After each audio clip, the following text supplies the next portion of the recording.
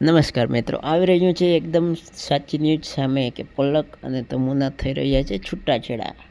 તો તેના વિશેનો હું તમને પહેલાં તો વિડીયો બતાવું. તો હું જ એક વિડીયો બનાવીને અપલોડ કરેલો છે અને આના પછી એ પણ બતાવું કે તેનું કારણ પણ શું હતું. તો ચાલો જોઈ લ્યો આ વિડીયો. પલકને મને ખબર નથી કે આવા રિલેશનમાં મારે ડિવોર્સ પણ દેવો પડશે, બધું રાખવા છતાં. હવે મારા એકલાના બ્લોગ આવશે, પલકના બ્લોગ નહીં આવે.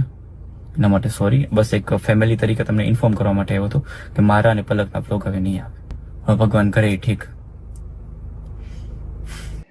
તો મિત્રો, તમને પણ વિડીયો બનાવવા પડ્યા એકદમ કઠિન અને થઈ ગયો છે હવે બ્રેકઅપ અને હવે થશે છૂટાછેડા.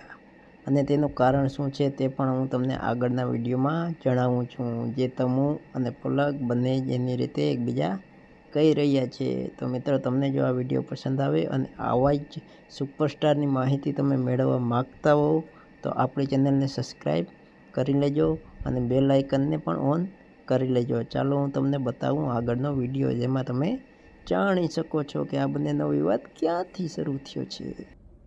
વાત એટલી જ મેટર બની હતી કે તમે મારા ઉપર હાથ ઉઠાવ્યો, કે મારા મમ્મીએ મને એટલી મોટી કરી પણ કોઈ દિવસ હાથ નથી ઉઠાવ્યો. તમે હાથ કામ ઉઠાવ્યું?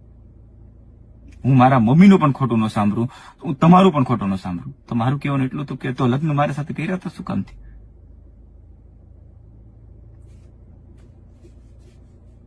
મારી તો ફરજ છે ને તને સમજાવું હોય. એ ન સમજ.